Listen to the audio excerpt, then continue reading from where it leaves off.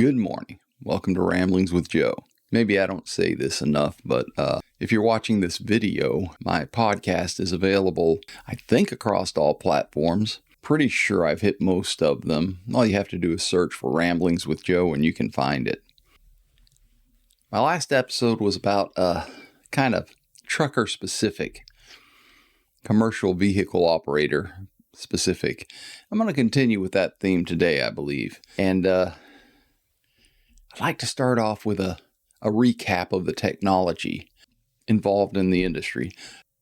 I talked about having CarPlay, I'm using the right terms today, in my truck, and I really do appreciate it. I'm LTL now, which is less than loaded, and I don't do long haul anymore, and I don't do regional anymore. I'm home every night, and I do deliveries to both houses and businesses. And I need to be in constant contact with my dispatcher. He's kind of the central brain of the operation during the day. So the CarPlay device that I have in the truck, when he shoots me a text message, it reads it to me.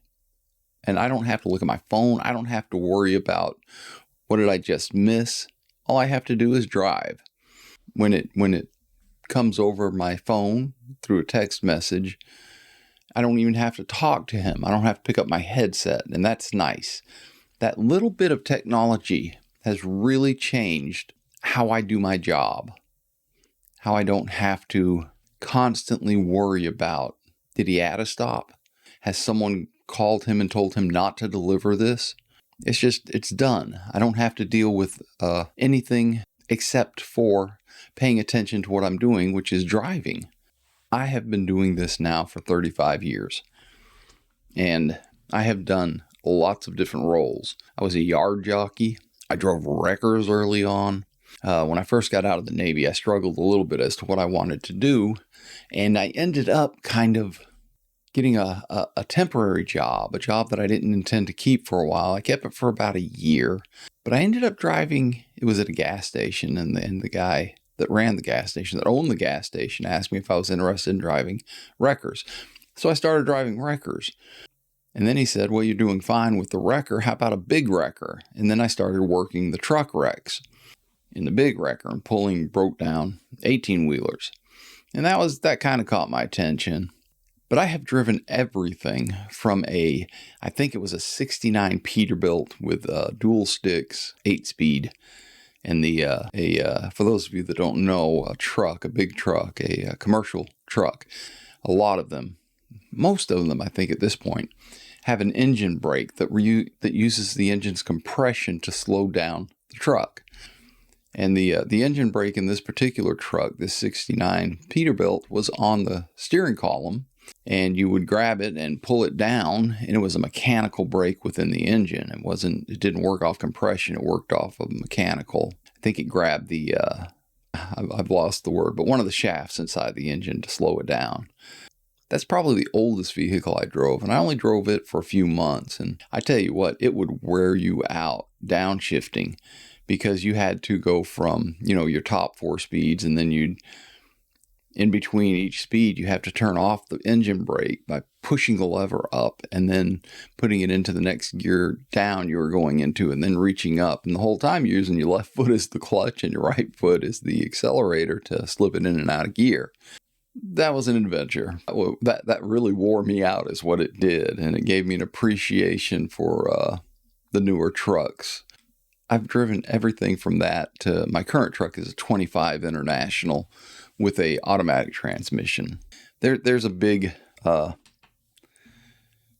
there's a large contingency of truckers that are saying if you're not driving a manual transmission, you're not a trucker. I'm not that guy. I think if you can find a way to do something better and a little bit easier on a person, I think you should do it. I think that's a great idea.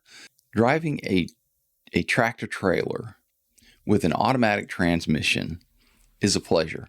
If you've ever been caught in a 30-minute traffic jam that's stop and go, and you're under a hot load, or you just don't, you're obstinate, you're obstinate like I am, and you don't pull over to the shoulder of the road and just take a break, you're using that clutch constantly, and you get to the point where that left leg is just kind of shaking a little bit because you've been using that clutch for 30 minutes solid, and really what you're doing is wearing out the clutch. And the first time I drove an automatic transmission and I got hung up in one of these, I think it was a 45-minute backup, I realized at that point I didn't care anything about a manual transmission. Sitting in traffic with an automatic transmission, stop and go traffic, that was changing right there. That changed my outlook on everything. And better mileage. So you're getting more miles to the gallon. It's just the advancement of technology, and I've never been one to hold back technology. As a matter of fact, let's see, I think it was 97 was my first real advancement in technology. It was, we had logbooks, e-logs is what we call them now. At the time, I think it was called Highwaymaster. And it was inside a Ryder truck. And it had a cell phone attached to it. And they were both functional. The difference between many of the e-logs that we have now and that particular computer head and cell phone was every time you stopped, you had to reach up there and hit stop, and then you had to punch in a location code. And when you crossed a state line, you had to reach up there and hit that you were entering a new state. That was my first kind of foray into e-logs, and shortly after that, I had to go back to the logbooks that we had until the e-log revolution. When I got my first logbook out and I started drawing lines again, I was so disappointed. It was such a rudimentary way of doing things that I really wanted that huge computer head back in my truck where I could just reach up and tap a button. Advances come and go, and the good ones stick around. I was pulled around back of we call them chicken coops. It's technically a weigh station locally here. And the guy, he wanted to run a inspection on me. He ran the inspection, and he said, "Here's my email. Send your logbooks and your info to my email address." And it was an official email address. I wasn't sending anything to his personal address. And I did. I sent it to his email. He never got anything out of my truck. He never took a piece of paper from me. The only thing he took from me was my driver's license, which is now connected. The driver physical is now connected to the driver's license. So he didn't even ask for that. He was done in like 5 minutes. This was a low-level inspection. He was just checking paperwork. He did ask to see my bills of lading, and I have a master bill of lading, which I handed him, which was a very plain list of my stops and what I had and how much pounds. And he did look that over. He said, "Do you have the rest of your bills?" Now I'm LTL, so I've got 13, 14 stops most days. I handed him my stack of bills. He said, "What's this?" I said, "Well, these are all my stops. These are the bills for each stop." He said, "Oh," and he handed them back. He said, "Never mind, I don't want that." I mean, 5 minutes, I was out of there. Back in the day, back in the 90s and the early 2000s, that could be a 30-minute stop. That could really eat up some time of your day.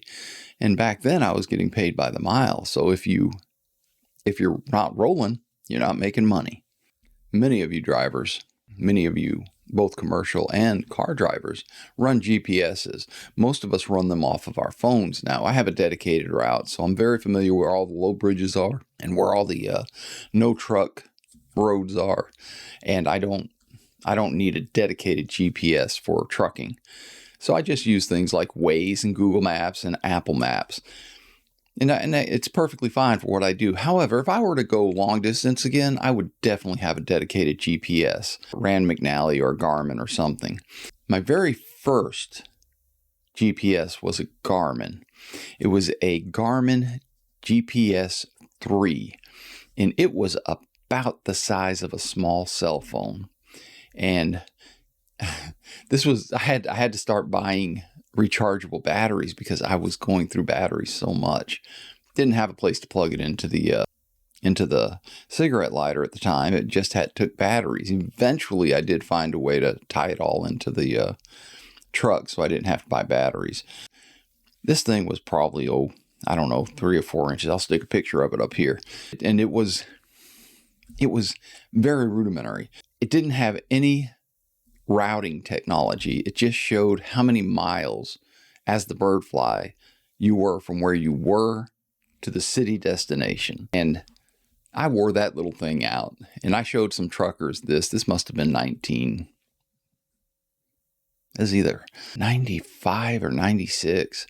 I showed some of these other truckers the GPS unit, and they were absolutely amazed. They wanted to know all. They had a million questions. One of them took the GPS unit. I was at a Target distribution center up in Virginia, I believe.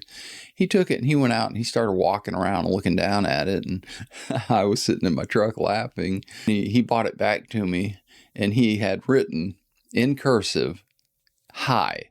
It had a breadcrumb trail function on it. And he was looking at it and writing out the word "hi" in the parking lot. And it was very rudimentary, so it was very kind of sketchy looking, like he was using an Etch-a-Sketch. And that was my first GPS. I think I went a few years after that without one. But the cell phones now, they have some dedicated trucker apps on the cell phone that will let you use GPS, and that's very, very helpful, I bet, especially if you're running something like CarPlay or Android Auto or whatever Android calls theirs. But it is technology. I've never been one to shy away from technology. I met my wife on the internet in 1995 on dial-up. This is not something that we should be shying away from. We should be embracing this to help us really do a better, safer job in the industry. I know a lot of people dislike e-logs, and there's one big reason to dislike an e-log, and that reason is so you can cheat, so that you can run more hours that the DOT has deemed safe for us to do. So for those of you that don't know, in trucking, we're allowed to run a certain set amount of hours, and anything beyond that, they will give you a ticket if they find it. Well, many years ago, what we would do is we would run several logbooks so that we could cheat and make more money, because if the wheels aren't turning, you're not making money. Well, that's not true for me anymore right now, and I'm sure there are other drivers that are in the same boat I am, but the system we have now is not perfect. I think there are some serious issues with how logging works now, and e-logs have really emphasized that. I'm on a set schedule. I go to work anywhere from 7 to 9 in the morning, and I run until any time from 3 until 6 or 7 at night. And I'm never out longer than 11 hours. So this isn't an issue for me, but I think a lot of truckers have rotating schedules, and it's not healthy for them. And I think that puts the public at risk. If you're starting your day on Monday at 7 in the morning and picking up at a factory, and you're going to, let's say you're going from Philadelphia to Laredo, Texas. And by the time you get to Laredo, Texas, your schedule has flip-flopped, and you're now driving in the middle of the night. Your body's not built for that. You're not maintaining a safe schedule. And in my opinion, that's more important than a limited amount of time that you're allowed to drive. I think what DOT should be doing is looking at these logbooks and saying, this driver, he gets up around 6 o'clock every day, and he's rolling around 7 o'clock every day, and he's done by 6 or 7 o'clock in the evening, and he does the whole thing again the next day. That's a healthy schedule. Or if you're on nights, just, reverse it. He gets up at 6 or 7, he's rolling at 6 or 7 p.m. at night, and he's back in bed or at a truck stop or whatever at 6 or 7 in the morning. It's a sliding thing. You set your schedule and you go with it. We have line haul drivers where I work, and they work nothing but nights. I get it. It's not something I want to do. I don't like running nights. I used to. I don't anymore. So it's not a perfect system, but right now it's what we got. And maintaining a safe sleep pattern, a safe driving schedule, it's important. And it's not something that we should be cheating. And I know the younger guys all want to cheat and want to go back to the written logbooks, and some of the older guys do too. But that's not where we're at. It's 2026. We're doing what we're doing now, and we're trying to do the safest and best job we can in the industry. Another thing that we had when internet finally came out for us truckers, it came out first locally at each truck stop, and they had something called Park and View, and they had these hubs. I looked for a picture of one of these hubs, and I could not find a decent one. This is the only one that I could find, and it's not bad. It's a decent picture.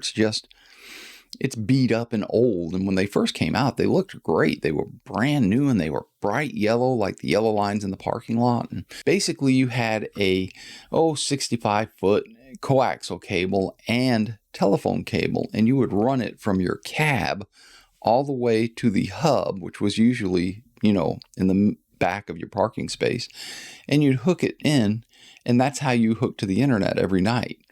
And it was kind of freeing for us people who were on the road. And at the time I was over the road, it was very freeing because all of a sudden I had access to all of this technology, and I could start talking with my wife, with my family, and eventually, we could video chat.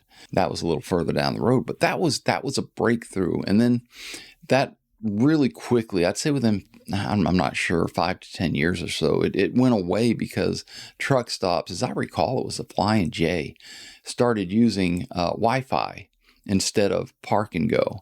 And that meant you didn't have to, hook anything up to your truck. You just used a laptop with a Wi-Fi card in it. And that was glorious as well. And I got to see that transition as well. But now we have these cell phones. And I used to drive nights because I like listening to radio stations with talk on it. And if you drive at night and you tune in an AM radio, you can go 200-300 miles and catch the signal bouncing off the atmosphere. And that's why mostly I drove at night, because I needed something to keep my mind busy while I drove. And eventually I got to thinking there must be some shows on the internet that I can download to my computer and listen. So I ended up taking a laptop with me. As I recall, it was a Toshiba, and I would plug the laptop into the cassette converter into the truck so I could listen to it. Eventually, the truck started coming with auxiliary plugs, and now you can just hook to everything Bluetooth. But I had the laptop sitting over on the driver's seat, and I would queue up a bunch of shows. I started listening to podcasts. They weren't called podcasts back in the day. They were called, it was RSS feed is all it was. And I listed some of the shows that I listened to back in the day. Let's see, we had, I think the first one I found was Dawn and Drew. And then very quickly after that, I did find Adam Curry's show back in the day. He was really one of the people that kind of broke the podcasting, the radio mold and the TV mold, and started podcasting and having a talk show over the internet that you could download. And then there was Keith and the Girl, and there were a bunch of different shows that you could download that were, well, I say a bunch. I don't know. I think I found 5 or 6. And now, of course, there's a lot more shows that you can download. This one, for one, Ramblings with Joe. Find it on your RSS feed. And there's I've got a list here of all the ones that I listen to on the regular. And there's a lot of, news ones. Tucker Carlson, Part of the Problem. Kill Tony is a comedy show. Patrick Bet-David, I listen to his show. And there's some good comedy ones on there as well. I haven't listened to Keith and the Girl in years, but they were definitely part of my mainstay of podcasts back in the day. I would like to touch on truck parking. I know that you guys struggle. I don't have this problem anymore. At the end of my day, I park my truck at the terminal and I go home. At the beginning of my day, I go to the terminal and I pick it up and I do my job. It's wonderful because I've struggled with what you struggle with. I've had to park in the most god-awful neighborhoods in Philadelphia. And, you'd go into a place and they would say, are you staying the night? Because you'd get there late. And I'd say, yeah, is there a truck stop? And they'd say, yes, but you don't want to go there. Why don't you just pull over into that parking place and pop your brakes and stay the night? We'll wake you up in 8 hours. And the reason they did that is because it was such a horrible neighborhood that this warehouse was in. They had surrounded it with concrete walls and razor wire across the top, and they were just helping the drivers out, and it was appreciated. But this is the kind of thing that truckers have to face on the daily, and it's something that I don't think a lot of people know about. So we've always had a parking shortage. In 2002, the DOT contracted a survey. Now, I was over the road at the time, and when I found out about this survey, I was really incensed. I was so angry that the way they did this survey. Who did they ask if there was enough truck parking? They asked 2,000 truck drivers, which was a very small portion of the survey. Who they asked was the truck stops. Every truck stop told them the same thing. There's plenty of parking. We don't need any more. Immediately, I knew that this was a bad idea and that the DOT and the truck stops were gaming the industry. And if they weren't, they were just being, at the time, I thought they were complete idiots. What do you know? My opinion hasn't changed much. The truck stop said there was plenty of parking. Now, one of the things a truck stop depends upon is foot traffic into their store. If you're looking for a place to park, let's say you need to use the bathroom, and there's no place to park, you're going to pull up on the fuel island, run into the store, use the bathroom, maybe pick up a few things. That's the key there. You go into the bathroom and you pick up a few things. You're spending money at that truck stop. And then you're back out looking for a place to park somewhere else. Well, if there's plenty of parking in that truck stop, you might just park and be done for the night. You're going to run in, use a bathroom, grab a sandwich, and go back and park, and you're done for the night. That space that you're sitting in, they had to pay for. They had to pay to have that parking lot paved, and that's not making them any money. If there was a shortage of parking spaces, they could start charging for parking. Many of the truck stops actually made you pay to stay the night back in the day. And now when you go to these big truck stops, you're going to see reserved parking.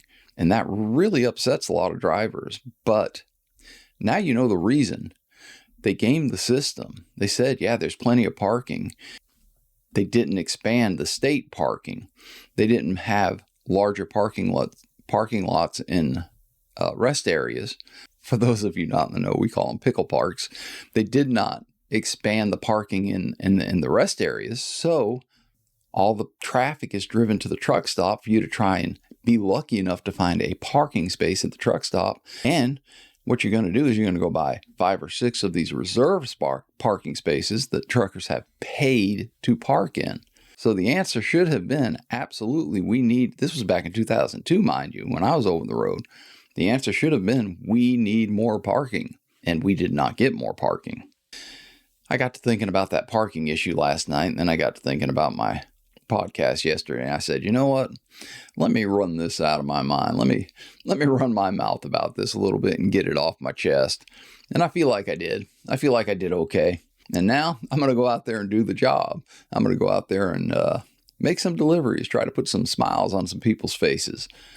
I hope that you can make some people smile. I hope that you can make your customer smile and your, fellow driver. And remember, when someone makes a mistake on the road, they're depending upon you to catch it and not hit them and maybe blow your horn to get their attention so that when you make a mistake, you can get the same courtesy. Don't be mad.